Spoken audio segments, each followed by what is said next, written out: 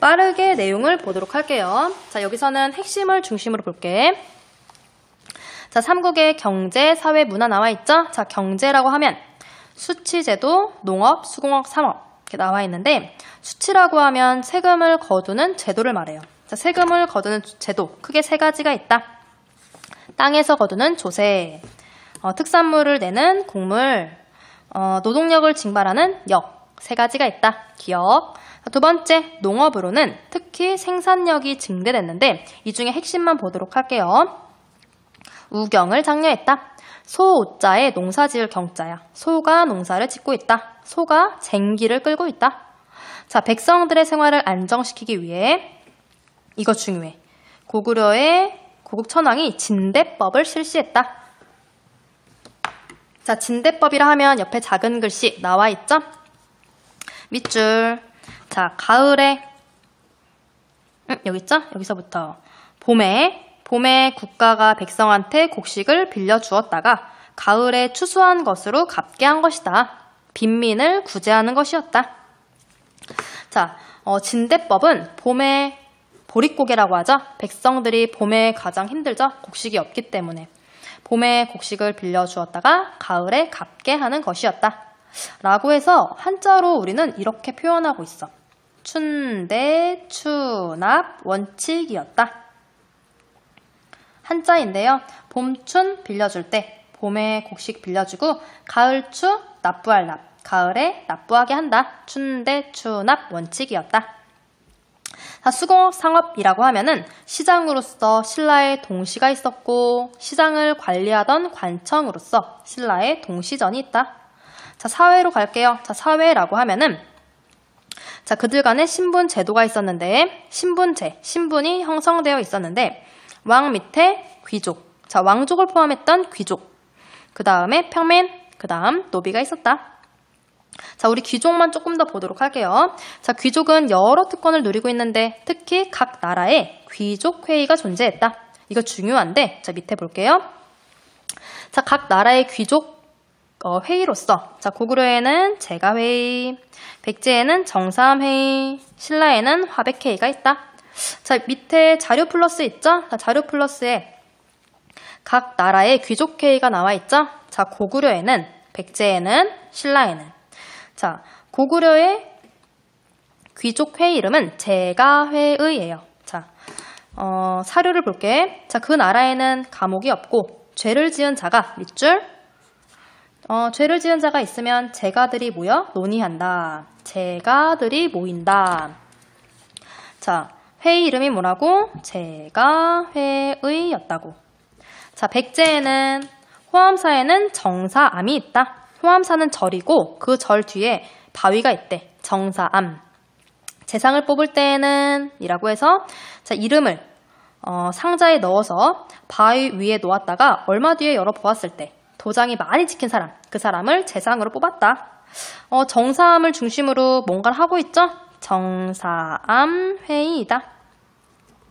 자, 신라는 일이 있으면 반드시 여러 사람과 의논해서 결정하는데 이를 화백이라고 한다. 그치? 신라의 귀족회의 이름은 화백회의이다. 근데 이 화백회의의 특징이 한 사람이라도 이의가 있으면 중지하였다. 옆에다가 쓸게요. 만장일치였다. 신라 화백회의의 특징은 만장일치이다. 자, 그럼 이런 귀족회의는 왜 존재했냐고? 밑줄. 왕권을 견제하는 역할을 하기 위해 존재했다. 자, 밑으로 내려가서 삼국의 사회 모습. 이거는 빠르게 볼게. 자, 고구려는 그쵸? 식량이 부족해서 정복 활동을 하고 있고 또한 법이 존재했다. 그쵸? 강력한 형벌이 존재했다. 자, 백제도 일찍부터 중국과 교류했다. 한강을 통해. 그쵸? 엄격한 형벌이 있었다. 신라는 좀 자세히 보도록 할게요. 자, 신라는 귀족회의로서 만장일치를 특징으로 하는 화백회의가 존재했고, 자, 요거 선생님이 아까 앞에서 보고 왔죠? 진흥왕 때 화랑도를 국가 조직으로 개편했다. 자, 화랑도란 오늘날로 따지면 초등학교에서 스카웃 있죠? 그 스카우트라고 생각하면 돼.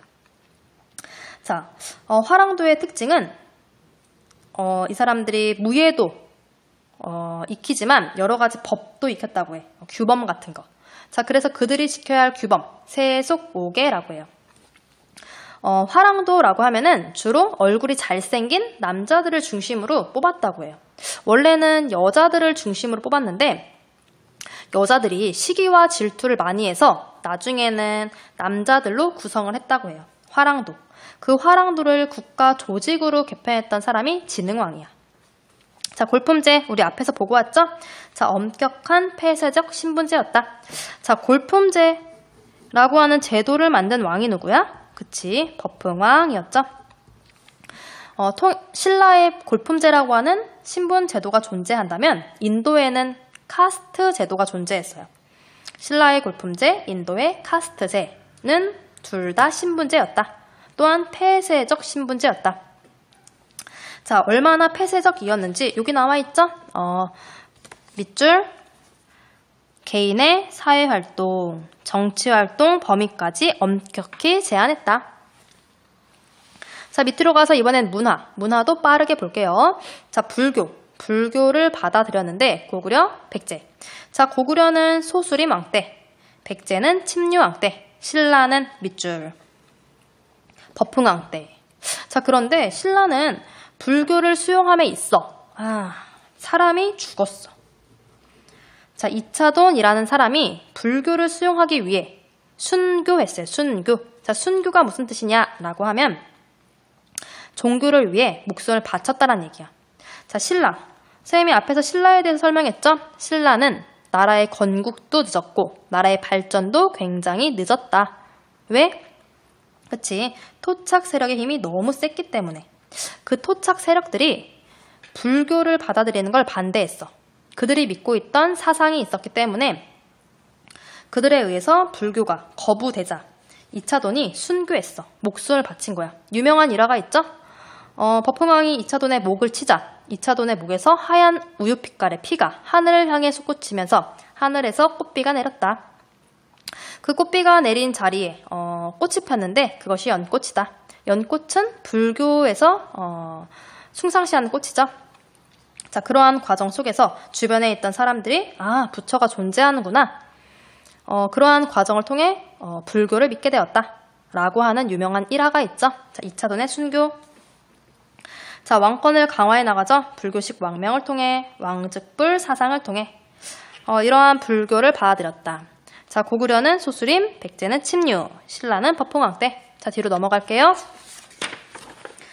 자, 유학과 교육기관이라고 해서 당시 고구려, 백제, 신라가 모두 유학을 받아들였어. 자, 유학이라고 하는 학문은 중국에서 온 거죠.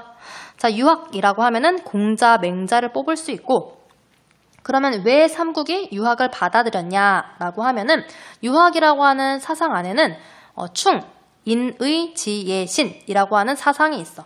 충, 뭐 하는 거지? 충성하는 거야. 왕한테 충성할 수 있는 신하를 길러내기 위해 고구려, 백제, 신라는 모두 유학 교육을 실시했어요. 유학 교육을 실시하기 위해 학교를 세웠는데 자, 고구려는 학교의 존재가 남아있어. 고구려는 중앙에는 태학을, 지방에는 경당을 세웠다라고 하는 내용이 있는데 백제와 신라에는 학교가 있었다라는 증거는 없어요. 다만 학교에서 아이들을 가르쳤던 선생님, 오경 박사가 존재했다라고 하는 백제의 기록이 있고 신라도 학교라는 존재는 없지만 유교 경전을 공부하기 위한 그들의 맹세, 그들의 유교 경전을 공부하기로 한 그 맹세가 기록되어 있는 비석이 존재해요. 임신, 서기석이라고 하는 비석이라는 존재를 통해 유학을 공부했구나 라는 걸 알 수 있어요. 나머지 역사서 그냥 보면 되고요. 자, 넘어가서 이번엔 도교. 도교는 산천과 신선 사상이 결합된 걸로써 불로장생을 추구하는 거야. 여기서 중요한 것은 도교가 반영된 유물인데 도교는 주로 신선이라고 했죠. 그리고 산천, 산과 하천을 중시하게 하는 거야. 이런 게 반영된 유물로는 자, 고구려의 현무도가 있고 현무는 북쪽을 지키는 방위신이야. 백제의 산수무늬 벽돌, 산수, 강, 하천, 산이 그려져 있는 것이고, 백제의 금동대학로도 여기를 보면 산, 하천이 그려져 있어요. 이 세 가지는 도교를 반영한 것이다. 자, 내려가서 고분 볼게요. 무덤 형식이죠. 자, 무덤으로는 고구려의 돌무지 무덤. 자, 고구려의 돌무지 무덤, 계단식이라고 했죠. 백제도 돌무지 무덤.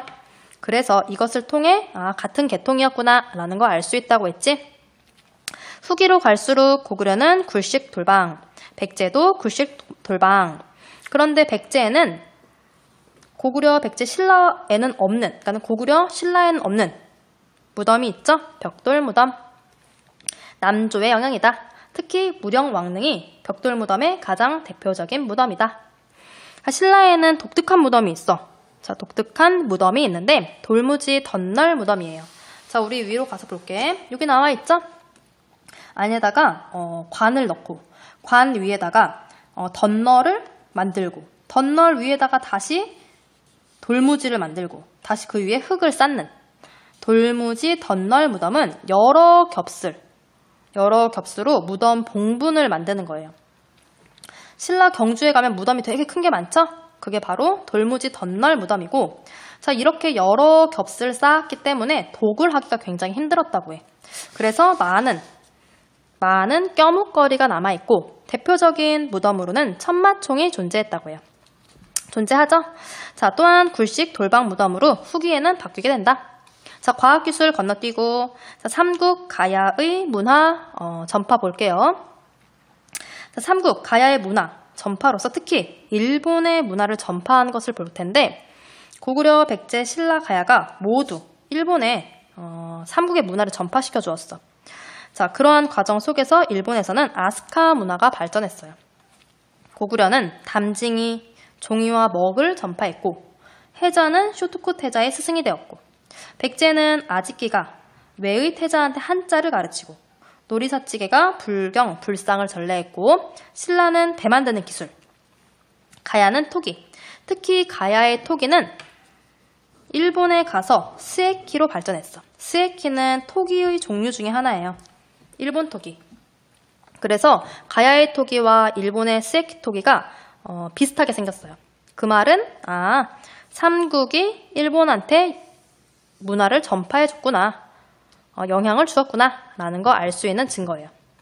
선생님이 아까 과학기술 건너뛰었는데 요거 하나 볼까? 자, 과학기술이라고 해서 신라의 첨성대 보도록 할게요.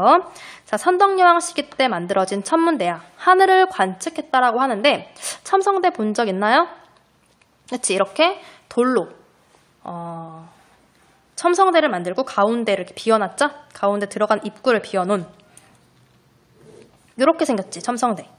그쵸? 첨성대 이렇게 생겼죠? 가운데 비어있고, 하늘을 관측했음을 알 수 있는 증거가 있어. 이거 돌로 쌓았죠? 벽돌로. 이렇게 벽돌로 쌓았죠? 가운데 입구를 중심으로 밑에 있는 기단의 개수를 셌더니 총 24개의 기단이었다고 해. 단. 24개는 24절기를 표현하고 있고, 자, 24절기를 다시 반으로 나누니 12. 우리 1년이 12달이죠? 그 12를 상징한다고 해요. 돌멩이의 개수, 이거 벽돌로 쌓았다고 했죠? 벽돌의 개수를 셌더니 365개였대. 365일을 상징하는 1년을 상징하고 있어. 그러니 24절기, 12달, 그리고 365일이라고 하는 이러한 날짜는 어떻게 우리가 알아낼 수 있는 거지? 그치? 하늘을 관측해서 알아내는 거죠? 그러므로 첨성대는 하늘을 관측하는 것이었겠구나 라고 알 수 있는 증거들이라고 해요. 자, 그래서 우리가 지금까지 2시간에 걸쳐 첫 시간에는 삼국의 정치사에 대해서, 두 번째 시간에는 삼국이 발전해서, 그리고 지금 문화까지 형성된 삼국이 발전해서 삼국을 통일하고, 그쵸? 그리고 나서 이제 문화사까지 우리가 배워봤는데, 자, 어떻게 머릿속에 잘 들어갔을까요? 다시 한번 내용을 훑어보면서 복습하면 더 좋을 것 같고요. 다음 이 시간에는 뒤에 나와 있는 이 삼국과 가야의 발전, 문제를 함께 풀어보도록 하겠습니다. 자, 그러면 우리 다음 시간에 다시 만나도록 할게요. 자, 수고하셨습니다. 안녕. 그러니까 호서고등학교 학생 여러분, 3강의 통일신라와 발해의 발전 EBS 강의는 잘 수강을 하셨습니까? 자, 오늘 이 시간에는 통일신라와 발해의 발전 EBS 강의에 대한 보충 설명을 하도록 하겠습니다. 보충 설명에 앞서 오늘 이 시간에도 핵심을 잡으면서 오늘 배울 내용을 확인해보고 그리고 나서 본격적으로 수업을 시작하도록 하겠습니다. 자, 그러면 흐름을 잡아보도록 하겠습니다. 자, 선생님이 역사는 크게 어떻게 나눌 수 있다고 했죠? 그치, 역사는 크게. 자, 문자를 사용했냐, 사용하지 않았냐에 따라, 그쵸? 문자를 사용하지 않았던 선사시대와 문자를 사용했던 역사시대로 나눌 수 있다라고 했죠. 자, 문자를 사용하지 않았던 선사시대는 문자가 없었죠. 자, 요 시대는 그들이 사용했던 도구에 따라서 다시 4개의 시기로 우리가 나눌 수 있다라고 했지. 자, 어떻게 나눴지? 그쵸? 자, 구석기, 신석기, 청동기, 철기 시대로 우리가 나눌 수 있었죠. 자, 철기는 선사와 역사를 나누는 기준점이 됐죠. 왜라고 했죠? 그치, 철기 시대 때 붓이 발견되었기 때문이죠. 붓을 통해서 그들이 문자를 사용했겠구나 라는 걸 알 수 있다고 했죠. 다시 한번 복습. 자, 구석기와 신석기는 사회의 발전 사항으로 보았을 때 구석기와 신석기는 무리사회이다. 자, 둘을 비교하는 것이 굉장히 중요하다라고 했고요. 청동기는 지배자인 군장이 등장한 군장 국가였다. 철기는 군장들이 서로 연맹을 맺은 연맹왕국이었다라고 우리가 배웠죠. 철기는 다시 철기시대 때 등장했던 5개의 나라를 들 수가 있죠. 자, 철기시대 때 등장했던 나라라고 하면은 부여, 고구려, 옥저, 동해, 사만을 들 수 있고, 자, 사만은 다시 3개의 한으로 나뉘어 있죠. 마한, 진한, 변한. 자, 마한이 발전해서 그치, 백제로, 진한이 발전해서 신라로, 변한이 발전해서 가야로. 그쵸? 자, 그랬던 부여 멸망했고, 자, 고구려 살아남았고, 옥저, 동해 멸망했고, 백제 살아남았고, 신라 살아남았고, 가야 살아남았고, 자, 고구려, 백제, 신라, 가야만이 다음 시대로, 그쵸? 발전했죠. 자, 그 다음 시대 우리는 삼국시대라고 부른다. 자, 삼국시대는 나라의 사회 발전 단계상으로 보았을 때, 그쵸? 중앙, 집권, 국가라고 했죠. 자, 모든 힘이 중앙으로 집중되었다. 왕권이 굉장히 강화되었다. 자, 그런데 우리는 삼국이라고 했어. 살아남은 건 4개의 나라인데 삼국시대라고 부른다. 자, 삼국에 해당하는 나라로서 고구려, 백제, 신라가 있다. 자, 빠진 나라가 있네. 그쵸? 가야이죠. 자, 가야는 중앙 집권 국가로 발전하지 못하고 그 전 단계인 연맹왕국 단계에서 멸망했다. 그래서 우리가 삼국이라고 하면 고구려, 백제, 신라만을 이야기한다. 자, 고구려, 백제, 신라는 한강이라고 하는 지역을 차지하기 위해 치열하게 싸우죠. 제일 먼저 한강을 차지했던 건 그치? 백제이지. 4세기 근초고왕 때. 제일 먼저 한강을 차지했던 백제는 4세기 근초고왕 때 전성기를 누리다가 빼앗겼죠? 누구한테? 고구려한테. 5세기. 왕이 누구였죠? 그치? 장수왕. 자, 그러다가 6세기 신라의 진흥왕한테 한강을 빼앗기면서 신라는 가장 늦게 건국되었고, 그쵸? 또한 가장 늦게 성장했죠? 자, 그렇게 가장 늦게 건국하고 가장 늦게 성장했던 신라는 중국에 있던 당과 함께 연합해서 660년 백제를 멸망시키고 668년 고구려를 멸망시키면서 또한 나당 전쟁을 통해 당을 무찌르면서 신라가 삼국을 통일하게 되죠. 자, 신라가 삼국을 통일했던 시대를 우리는 그치? 통일신라라고 불러요. 자, 통일신라.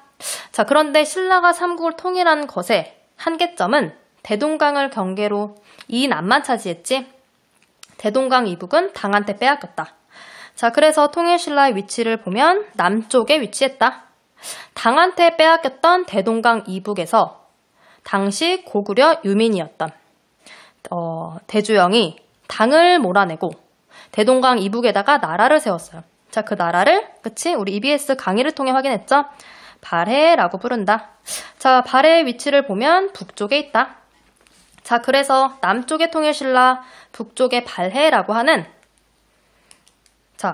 남북국 시대라고 하는 시대가 형성되었다. 자, 남북국이라고 하는 명칭은 조선 후기의 실학자였던 유득공이 발해고라고 하는 책에서 발해라고 하는 역사를 최초로 우리나라 역사로 인식하면서 발해고라는 책을 남겼고 그곳에서 만들어진 용어예요. 남북국. 자, 오늘 우리 통일신라 하면은 통일신라 전기 때 있던 왕, 태종무열왕, 그리고 문무왕, 그리고 신문왕에 대해서 배울 거고 또한 신라 말기, 혼란했던 당시 신라의 사회에 대해서 배우도록 할게요. 자, 발해라고 하면은 발해에 있던 왕, 나라를 세웠던 대조영, 고왕, 그 다음 무왕, 문왕, 그리고 전성기를 이뤘던 선왕 이렇게 4명 배우도록 할게요.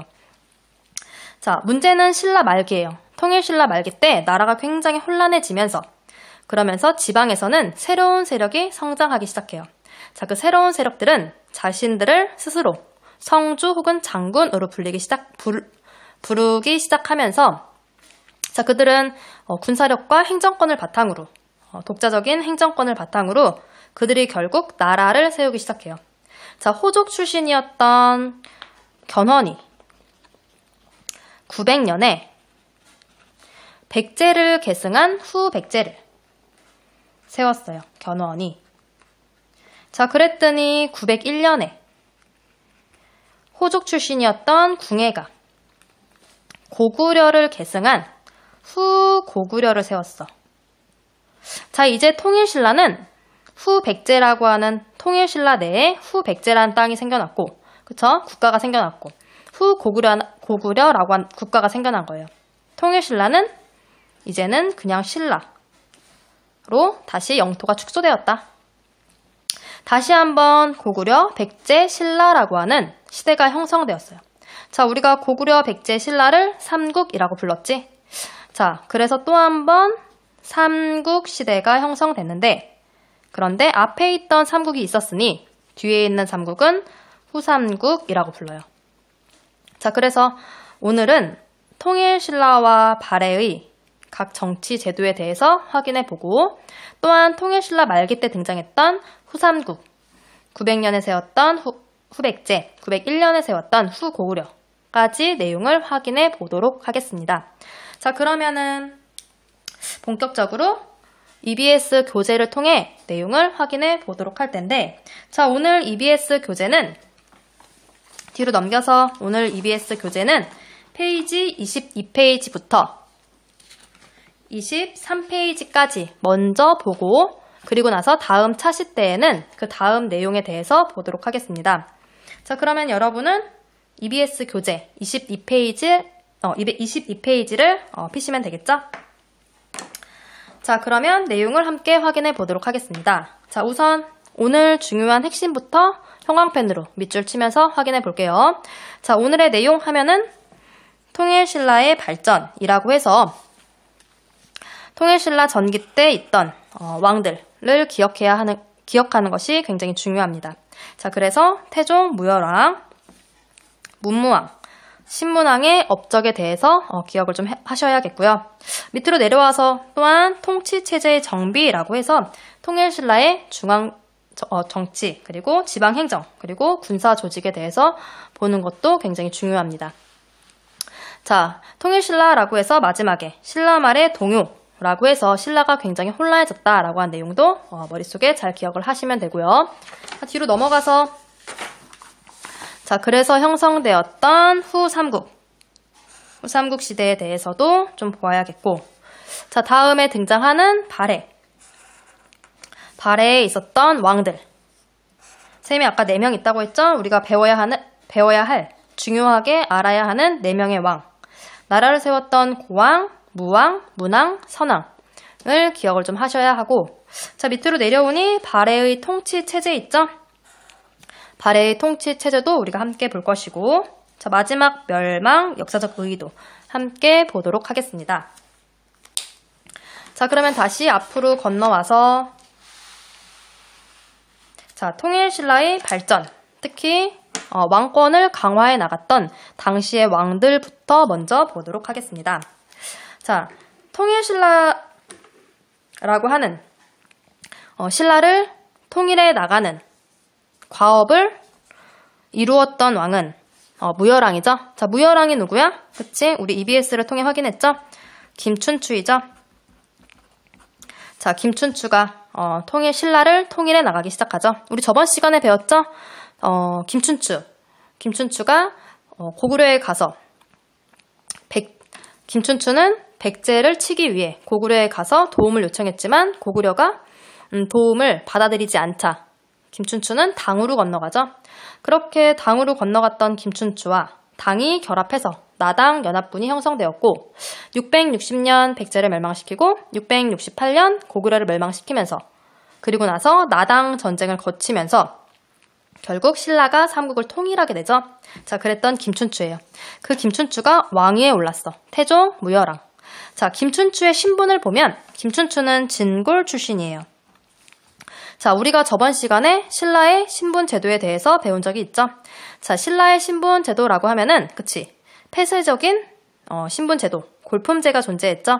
자, 골품제 내에서는 골제가 있고 품제가 있죠. 자, 골제라고 하는 성골, 진골. 왕이 될 수 있는 신분은 성골. 그쵸? 자, 그런데 성골들이 쭉 왕을 하다가 드디어 성골의 대가 끊겼어. 김춘추는 진골 출신으로서 최초로 왕 위에 오르게 돼요. 이거는 좀 잘 기억을 해야겠죠? 진골 출신으로서 최초로 왕 위에 올랐다. 그리고 나서 자, 옆으로 먼저 갈게요.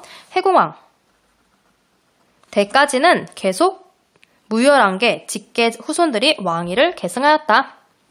라고 하는 내용 한번 확인해 보면 되고, 자, 이렇게 김춘추는 통일 전쟁을 하는 과정에서 왕권을 강화해 나가기 시작합니다.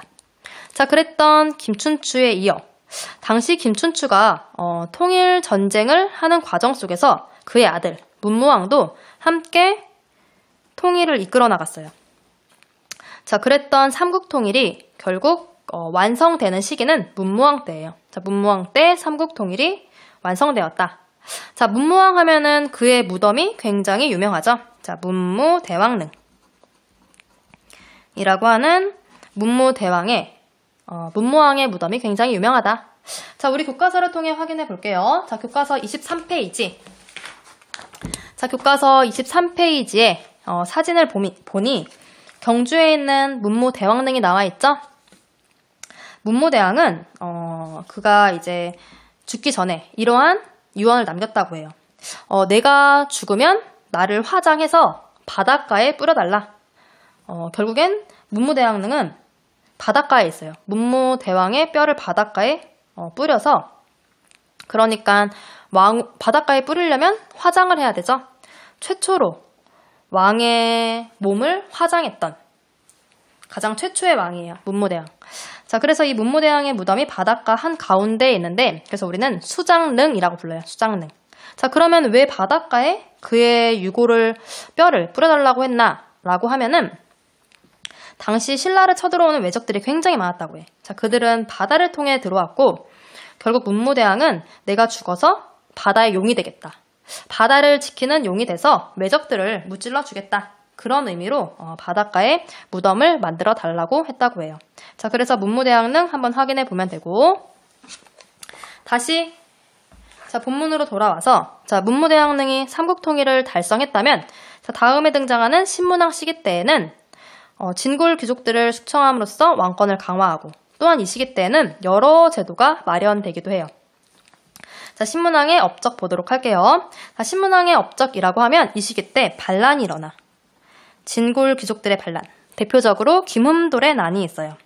자, 옆에 작은 글씨 있죠? 자, 김흠돌은 그쵸? 신문왕의 장인어른이다. 자, 귀족들과 함께 반역을 도모했지만 결국 처형되었다. 자, 신문왕의 장인이었던 김흠돌이 반란을 일으켰고, 자, 이러한 반란을 당시 신문왕이 제압하면서 왕권을 강화해 나가기 시작해요. 결국 진골 세력들을 약화시켰다. 라는 내용 확인해 보면 되고, 또한 신문왕 시기 때에는 학교를 설립했어. 자, 국학이라고 하는 학교가 설립돼요. 자, 우리 저번 시간에 학교에 대해서 배운 적이 있죠? 자, 고구려의 학교가 뭐지? 그치, 고구려의 학교는 태학이었죠.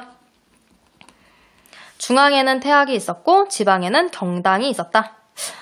백제와 신라는 학교가 있었다라고 하는 흔적은 없지만 백제에는 아이들을 가르쳤던 오경 박사라고 하는 선생님들이 존재했다라는 기록이 있고, 신라는 마찬가지죠. 학교의 존재는 알 수 없지만 유교를 공부했음을 알 수 있는 흔적, 그쵸? 임신, 서기석이 남아있지.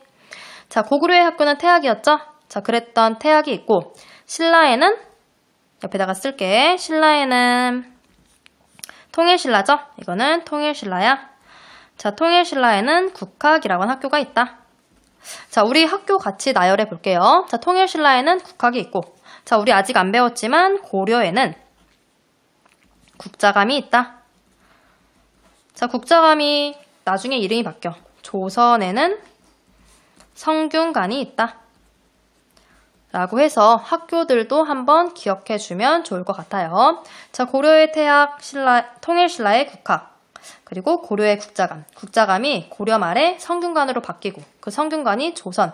이름은 그대로야. 이름은 똑같이 이어져요. 조선에 성균관이 있다. 자, 그래서 학교 한번 봤고, 자, 이 국학에서는 특히 유학 교육을 실시했어요. 자, 유학을 실시하는 이유는 유학이라고 하는 사상 안에 충인의 지예신이 있죠.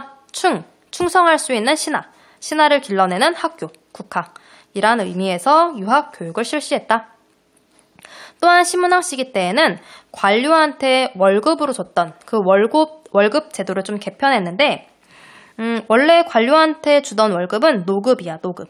근데 이 노급을 폐지하고 관료전을 지급했다. 자, 그럼 노급과 관료전이 뭔지 옆에 있는 내용을 통해 확인해 보도록 할게요. 자, 노급과 관료전은 국가에서 관료한테 직급의 대가로 지급한 일정 지역의 토지이다. 자, 그런데 노급은 조세뿐만 아니라 노동력을 징발할 수 있다. 관료전은 조세만 거둘 수 있는 것이다. 여러분, 이게 무슨 말인지 이해했어요? 선생님이 다시 한번 쉽게 설명해 주도록 할게요. 자, 우리가 지금은 한 달 동안 열심히 일하고 나면 지금은 우리가 월급이라고 하는 돈을 받죠? 그런데 옛날에는 돈으로 줬던 것이 아니라 땅을 주는 거야. 땅을 줬다. 근데 그거는 땅을 직접 주는 건 아니고 땅에서 세금을 거둘 수 있는 조세를 거둘 수 있는 권리를 주는 거야. 우리는 수조권이라고도 불러요. 수조권.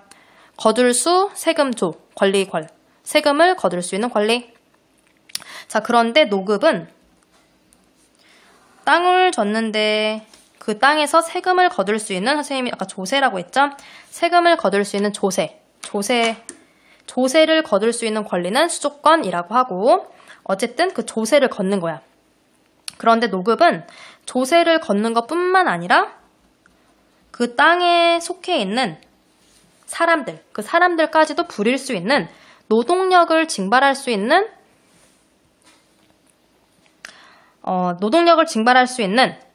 것까지 가능한 것이 노급이에요.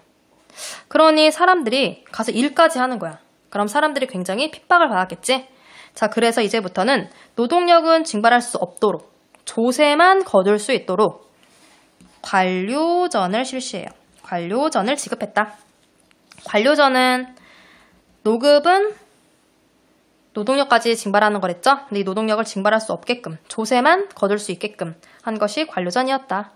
다시 말하면 귀족들의 경제 기반을 약화시키기 위해, 그들이 노동력을 징발할 수 없도록 하기 위해 바꾼 제도가 관료전이다 라고 기억을 해두시면 좋을 것 같아요. 자, 그래서 신문왕 때에는 관료전 지급, 노급을 폐지했다. 그런데 통일신라 말기 이후가 되면 왕권이 약화되면서 다시 노급이 부활하게 돼요. 자, 이제 밑으로 통일신라의 통치체제에 대해서 보도록 할게요. 자, 통치체제라 하면 정치, 지방행정, 군사제도 이렇게 볼 수 있는데 자, 중앙정치조직부터 보도록 할게요. 자, 중앙정치조직이라 해서 자, 왕명을 수행하는 집사부가 설치되어 있었고 자, 그리고 그 집사부의 장관인 시중의 권한을 강화했다. 자, 시중 집사부의 권한을 강화했다라는 말은 다시 말하면 귀족들의 힘을 눌렀단 얘기야. 왕권을 강화했다. 또한 관리의 비리를 감찰하기 위해 사정부를 설치했다. 라고 해서 중앙조직 확인해 보시면 되고요. 내려와서 지방행정. 이거는 좀 잘 보도록 하자. 이건 별표. 요 지방행정은 특히 다음에 등장하는 고려시대랑 좀 비교를 해두면 좀 좋을 것 같아요.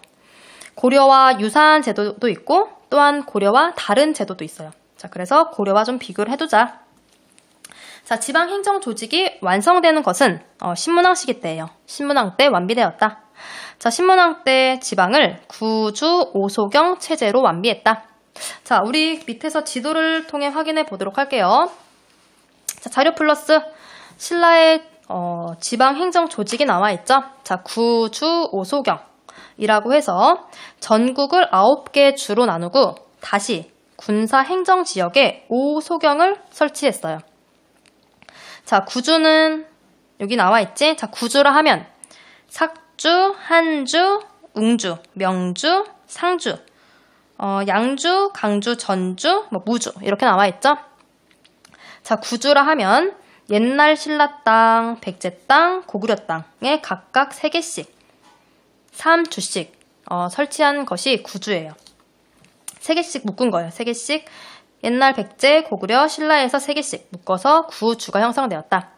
자, 다시 말하면 백제, 고구려, 신라에서 3개씩 합쳐왔기 때문에 이 구주 오소경이라고 한 제도를 통해 민족 융합 정책이었구나 라는 걸 알 수 있어요.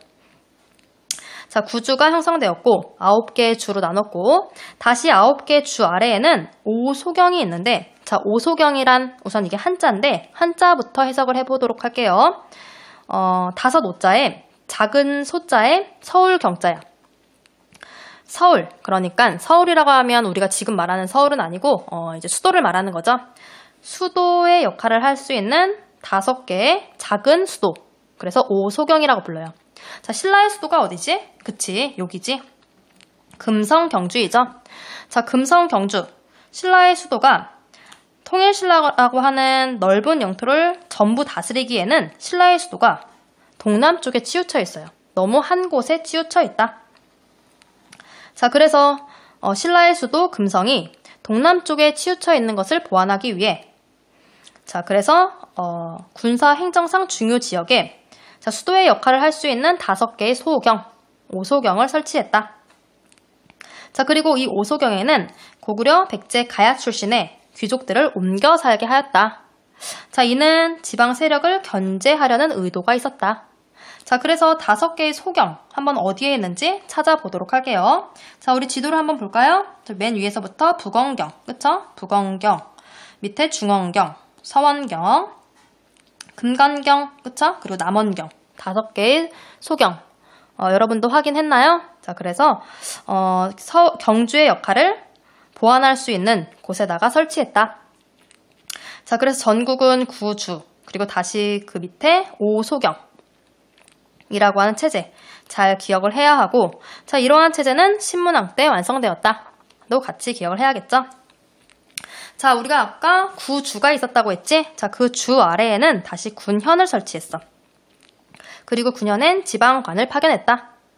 자, 그리고 또한 군현 아래에는 촌이 있었다. 촌은 촌주가 관리했다라고 하는 내용도 확인해 보시면 되고요. 또한 당시 통일신라는 지방 세력을 견제하기 위해 상수리 제도라는 걸 설치했는데 자, 요거는 좀 잘 기억을 해야 돼. 상수리 제도는 인질 제도예요. 인질.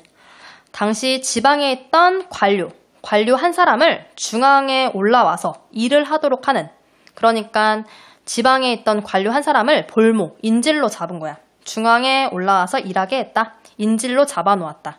다시 말하면 지방에 대한 견제를 하고자 했다.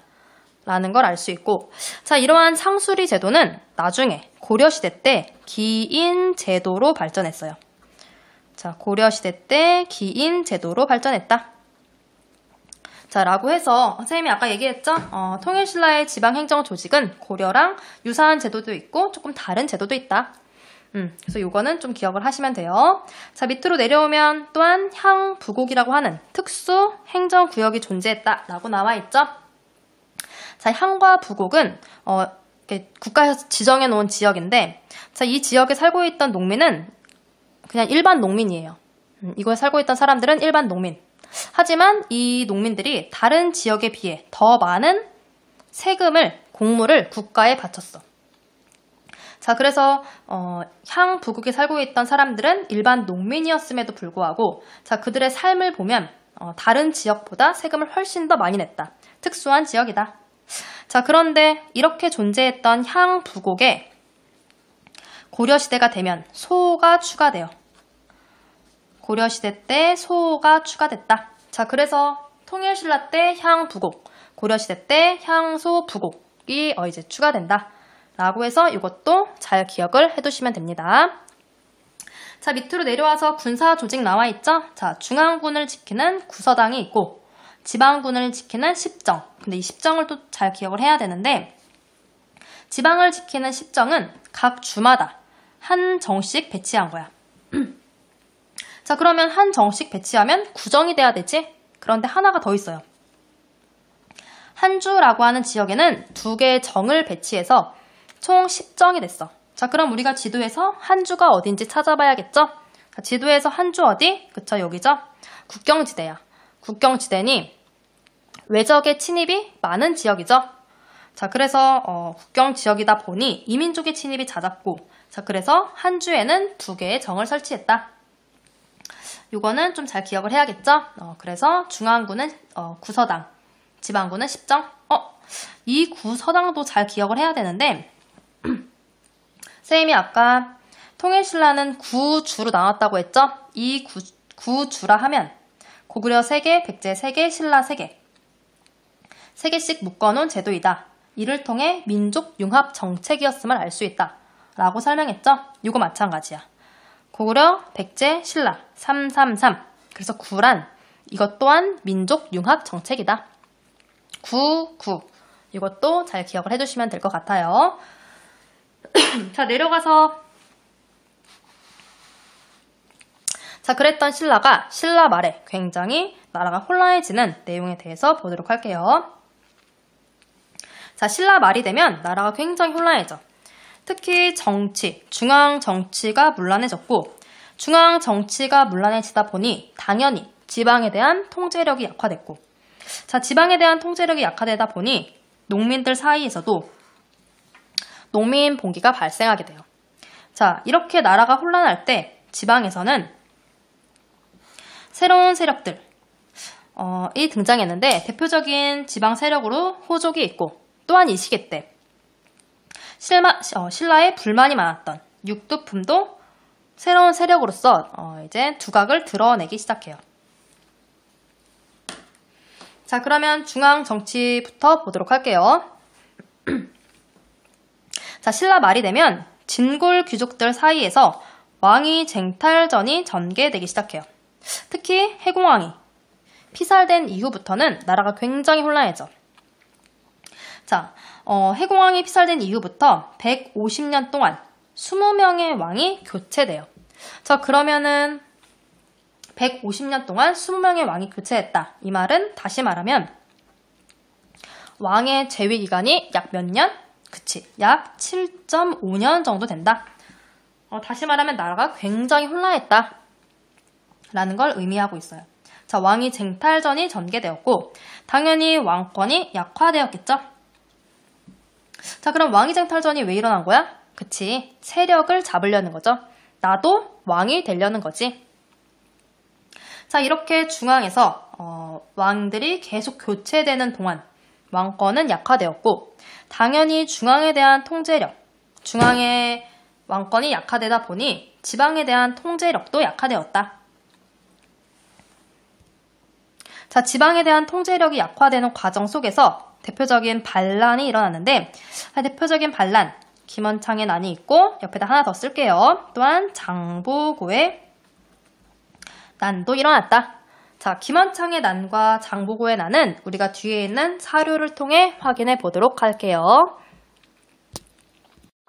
페이지 23페이지에 나와 있는 사료를 통해서 김원창의 난과 그리고 장보고의 난에 대해서 보도록 하겠습니다. 자, 23페이지 맨 위에 보니까 자료 플러스, 그쵸? 신라말의 지방 통제력의 약화라고 해서 두 개의 사료가 남아있죠? 삼국사기에 있는, 자, 옆에다가 쓸게요. 첫 번째 사료는 김원창의 난. 첫 번째 사료는 김원창의 난이고, 자, 두 번째 사료, 이거는 장보고의 난이다.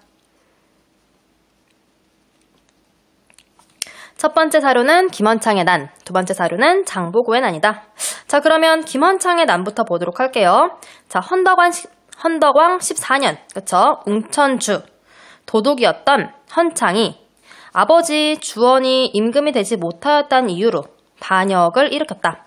다시 말하면 김원창의 아버지가 김주원인데 김주원은 원래는 왕이 될 수 있는 신분이야. 그런데 왕위 쟁탈전에서 밀려서 왕이 되지 못한 것에 불만을 품고 그래서 김원창이 반란을 일으켜요. 그것이 김원창의 난이다.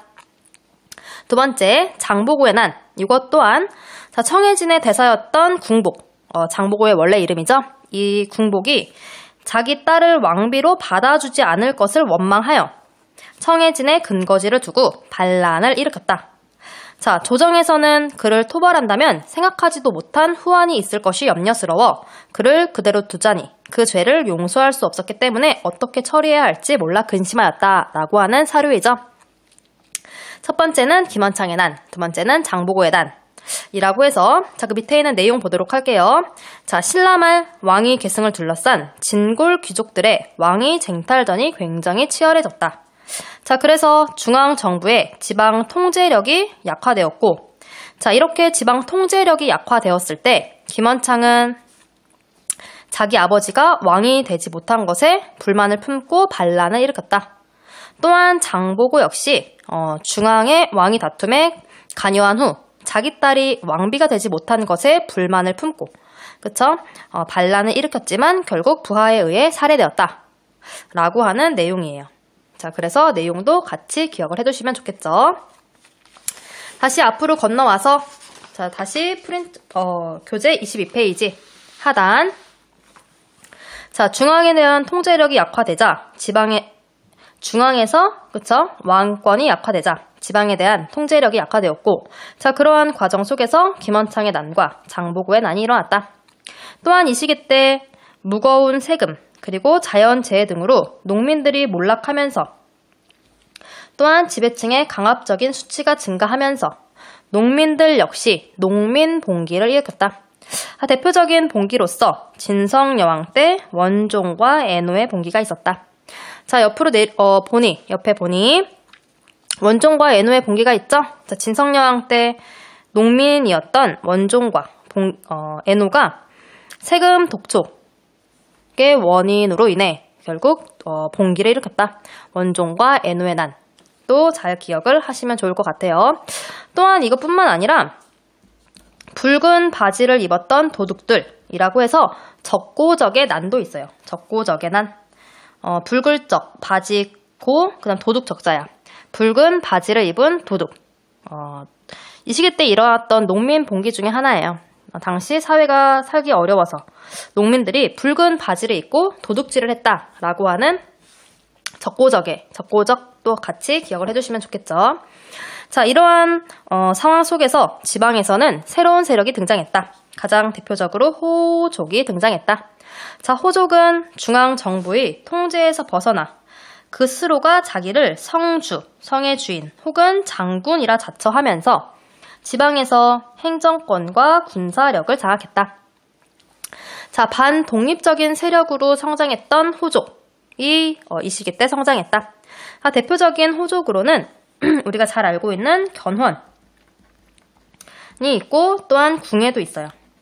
대표적인 호족으로 견훤과 궁예가 있다. 또한 이 시기 때 육두품도 두각을 드러내기 시작했는데, 특히 육두품은 선생님 저번 시간에도 얘기했죠? 육두품은 신분적인 한계가 있었다. 육두품 출신 중에 똑똑한 사람이 굉장히 많아요. 대표적인 사람으로 최치원, 그쵸? 이런 사람이 있는데 육두품은 똑똑하긴 했지만 그들이 올라갈 수 있는 직급, 관료의 자리에는 제한이 있었어. 자, 그랬던 이 육두품은 골품제라고 하는 제도에 굉장히 불만이 많았고, 자, 그랬던 육두품이 신라 말에 지방에 있던 호족과 연계하면서 새로운 사회를 건설하려고 했어요. 당시 호족도 신라에 대해서 굉장히 불만이 많았어. 또한 육두품도 신라에 대해서 불만이 굉장히 많았다. 자, 그랬던 호족과 육두품이 결합했다. 자, 호족이 군사력을 가지고 있다면 육두품은 머리를 가지고 있는 거죠. 그랬던 그들이 결합했다. 자, 그랬던 호족, 견훤과 궁예가 결국 새로운 나라를 세웠다. 자, 뒤로 넘어갈게요. 호족이었던 견훤과 궁예가 세웠던 새로운 나라. 그치? 여기 나와 있죠? 자, 그래서 결국 후삼국이라고 하는 시대가 형성되었죠.